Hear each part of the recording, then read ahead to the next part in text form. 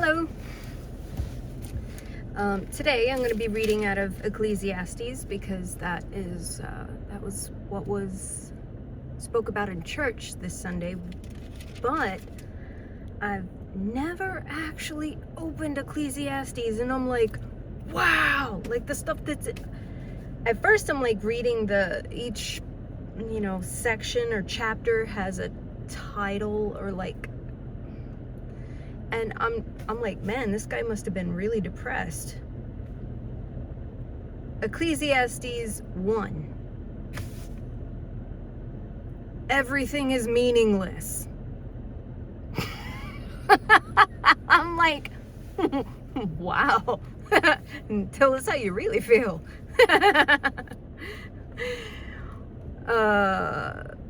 Wisdom is meaningless. Pleasures are meaningless. Toil is meaningless. Wisdom and folly are meaningless.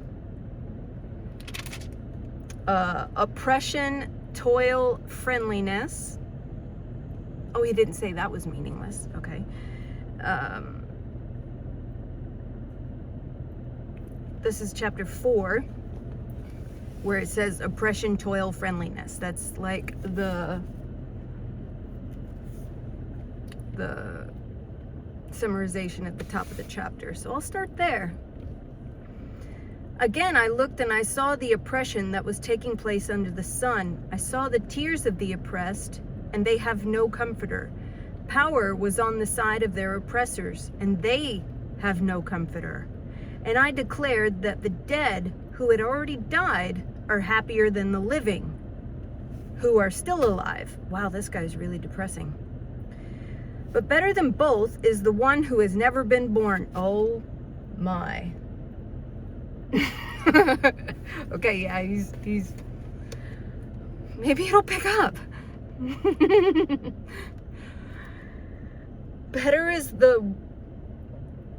Better than both is the one who has never been born, who has never seen the evil that is done under the sun.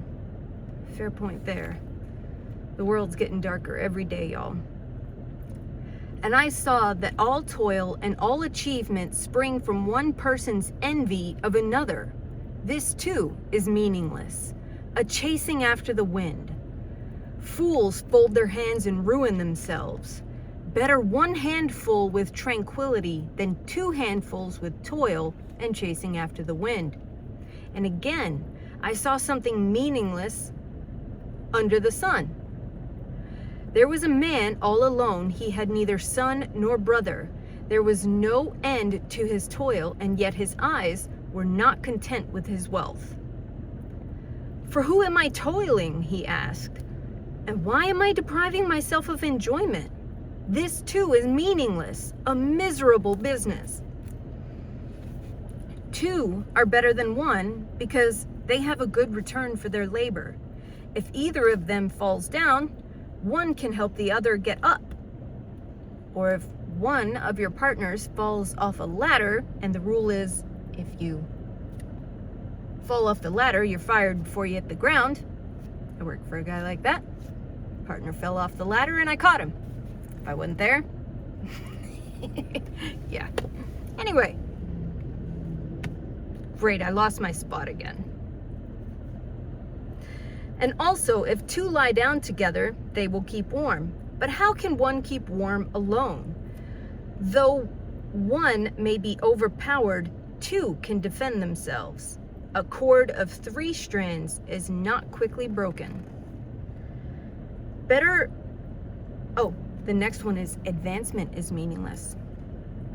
Better a poor but wise youth than an old but foolish king who no longer knows how to heed a warning. The youth may have come from prison to the kingship, or he may have been born in poverty within his kingdom. I saw that all who lived and walked under the sun followed the youth, the king's successor.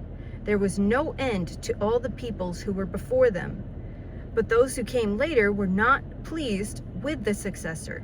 This too is meaningless and chasing after the wind. Fulfill your vow to God. This is chapter 5. Guard your steps when you go to the house of God.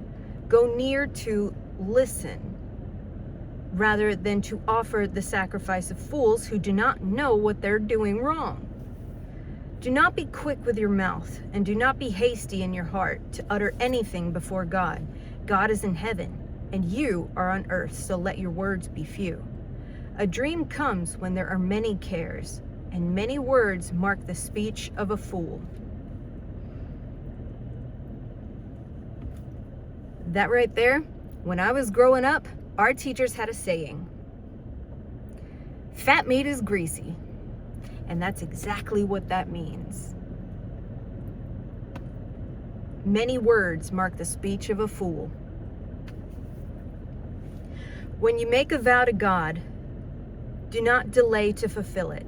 He has no pleasure in fools. Fulfill your vow. It is better not to make a vow than to make one and not fulfill it. Do not let your mouth lead you into sin, and do not protest to the temple messenger, my vow was a mistake. Why should God be angry at what you say and destroy the work of your hands? Much dreaming and many words are meaningless. Therefore, fear God. Riches are meaningless. Anyone who's been wealthy knows this. If you see the poor oppressed in the district and justice and rights denied, do not be surprised at such things. For one official has eyed by a higher one, and over them both are higher still. The increase from land is taken by all. The king himself profits from the fields. Whoever loves money never has enough. Whoever loves wealth is never satisfied with their income. This too is meaningless. As goods increase, so do those who consume them. The more money you make, the more money you gonna spend. I'll carry on. The sleep of a laborer is sweet, whether they eat little or much. But as far for the rich, their abundance permits them no sleep. I've seen a grievous evil under the wealth hoarded to harm of its owners, or a wealth lost through some misfortune. So when they have children, there's nothing left for them to inherit. Everyone comes naked from their mother's womb, and everyone comes so they depart, and they take nothing from the toil that they can carry in their hands. This too is a grievous evil, as everyone comes so they depart. And what do they gain since they toil for the wind? All their days they eat in darkness, with great frustration, affliction, and anger. And this is the part that really, I was like, yes, this is what people need to hear. People are so consumed with envy and wanting of other people's stuff. And they look at other people and they see the things they have and they're like, I want that. Why don't I have that? You know, I should have that. And the sense of entitlement, it's just stuff. I'm not talking about people who don't even have ramen noodles in their house. I'm talking about people who have an iPhone 13 or something and they're looking at someone with a 17 and they're getting mad. Even that's still a diva moment. But Ecclesiastes 5 verse 18 to 20. This is what I have observed to be good, that it is appropriate for a person to eat, to drink, and to find satisfaction in their toil. Some labor under the sun during the few days of life God has given them, for this is their lot. Moreover, when God gives someone wealth and possessions, this part right here is very important, and the ability to enjoy them, to accept their lot and be happy in their toil, this is the gift from God, not the stuff. The appreciation for what you have. That's the gift. They seldom reflect on the days of their life because God keeps them occupied with gladness of heart. I have seen other evil under the sun, and it weighs heavily on mankind.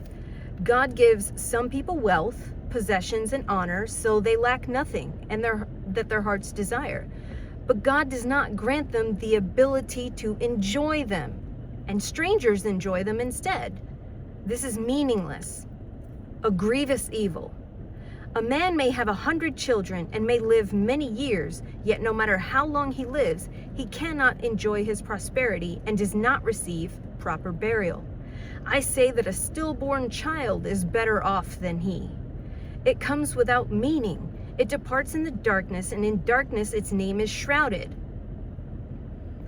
Though it never saw the sun or knew anything, it had more rest than that man. Even if he lives 1,000 years twice over, but fails to enjoy his prosperity, do not all go to the same place? Everyone's toil is for their mouth, yet their appetite is never satisfied.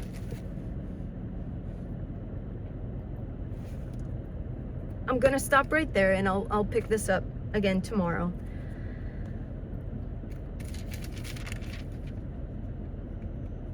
Everyone's toil is for their mouth, and yet their appetite is never satisfied. Someone once asked Mr. Rockefeller, "What's better than money?" And Mr. Rockefeller's response was, "More money." According to this, that man doesn't sleep at night. Or didn't sleep at night. My mother gave me the greatest bit of wisdom when I was little. She said, it doesn't matter what you choose to do, but do something that you're passionate about, that you're interested in, and you'll never work a day in your life. That basically sums up the entire story of the book, Death of a Salesman. The man worked his whole life as a salesman. He hated it, but he loved building his deck. That's all for today. I hope you guys have a great one. If you like the video, please feel free to share it with people who can't read or don't have time to read.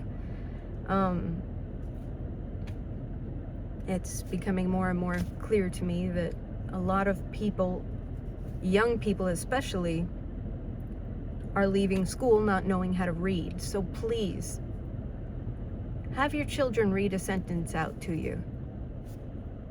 Just to check. Have a blessed day.